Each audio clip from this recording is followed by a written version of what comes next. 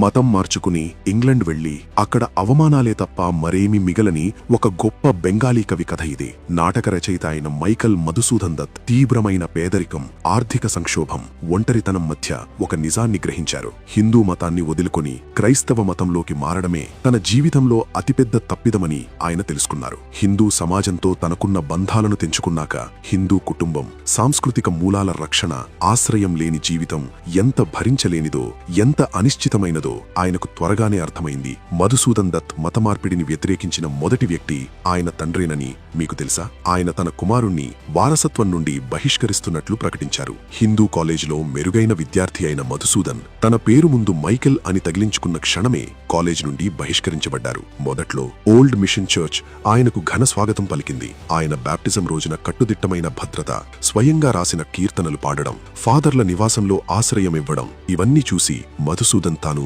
ఒక కొత్త కుటుంబంలోకి ప్రవేశించినట్లు భావించారు. కానీ ఆ కల త్వరగానే చెదిరిపోయింది. బిషప్స్ కాలేజ్ ఆయనకు ఎలాంటి ప్రత్యేక శిక్షణ ఇవ్వలేదు, ఎటువంటి ఆర్థిక సహాయం అందలేదు.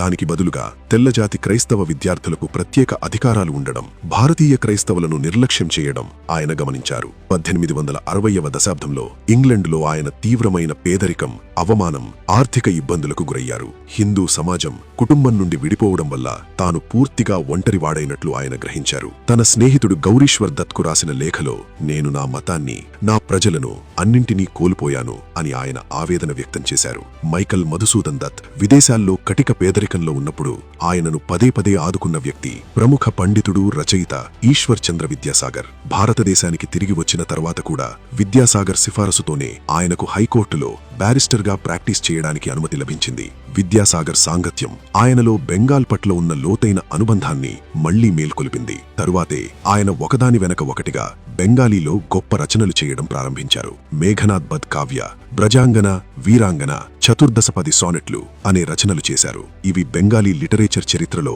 ఒక కొత్త యుగానికి నాంది పలికాయి. చివరికి మధుసూదన్ ఒక విషయాన్ని అర్థం చేసుకున్నారు. మతం మార్చుకోవడం ద్వారా కొత్త వెలుగును వెతుక్కుందామని ప్రయత్నించి బదులుగా నిరాశ అనే చీకటిలోకి మరింత లోతుగా కూరుకుపోయానని గ్రహించారు.